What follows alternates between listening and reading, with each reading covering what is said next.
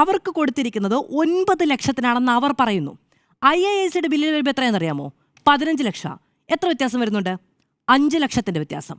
കരാർ കിട്ടിയവർ പറയാണ് ഞങ്ങൾക്ക് 9 ലക്ഷം എന്ന്, കരാർ കൊടുത്തവർ പറയാണ് 15 ലക്ഷം എന്ന്. വ്യത്യാസം വരുന്ന 5 ലക്ഷം.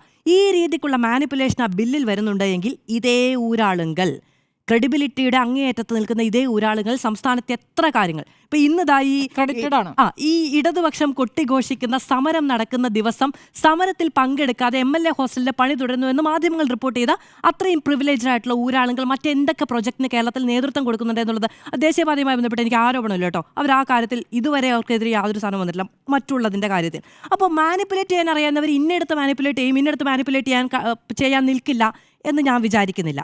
അപ്പോൾ അതിലൊരു മാനിപ്പുലേഷൻ എന്ന ആരോപണം അവർ നേരിടുന്നുണ്ട്. ഇനി ആദ്യം ചില്ലി പൈസ സർക്കാരിന് ചെലവില്ല എന്ന് പറഞ്ഞല്ലോ. ഈ പ്രോട്ടോകോൾ ഓഫീസർ ആരാ? സർക്കാരിൻ്റെ ഭാഗമാണോ ദേവസ്വം ബോർഡിൻ്റെ ഭാഗമാണോ? അപ്പോൾ എന്തിനാണ് ഇദ്ദേഹത്തിൻ്റെ പേരിൽ ബില്ല് വരുന്നത് എന്നുള്ളതൊരു ക്വസ്റ്റ്യൻ. ഇനി അതിൽ കൗതുകകരമായൊരു കാര്യം, ദേവസ്വം ബോർഡ് അധ്യക്ഷൻ്റെ പേരിലൊരു ബില്ലുണ്ട്. ആ ബില്ല് ഏതാണ്ട് 10-25,000 രൂപയുടെയാണ്. ആ മുറി ബുക്ക് ചെയ്തിരിക്കുന്ന മൂന്നാറിലാണ്. ഈ മൂന്നാറ് വഴി ദേവസ്വം ഈ പമ്പ മണപ്പുറത്തേക്ക് വരുന്ന ഒരു വഴി അദ്ദേഹത്തിന് വളരെ പ്രത്യേകമായി അറിയാവുന്നതായിരിക്കും. മൂന്നാറ് വഴിയുള്ള ആ യാത്ര അദ്ദേഹം ഒന്ന് വിശദീകരിച്ചാൽ കൊള്ളാവുന്നതാണ്. കല്ലാറിലുള്ള ഒരു റിസോർട്ടാണ്. ആ റിസോർട്ടിന് 25,000 രൂപയാണ് ബില്ല് വന്നിരിക്കുന്നത്. വൈൽഡ് മിസ്റ്റ് എന്നാണ് അതിൻ്റെ പേര്. Devaswom board president. മറ്റുള്ളതൊക്കെ ഈ പ്രോട്ടോകോൾ ഓഫീസറുടെ പേരിലാണ് ഉള്ളത് എന്നുള്ളതാണ്. ഞാൻ ഇത്രയാണ് ഈ ഘട്ടത്തിൽ പറഞ്ഞു വെക്കുന്നത്.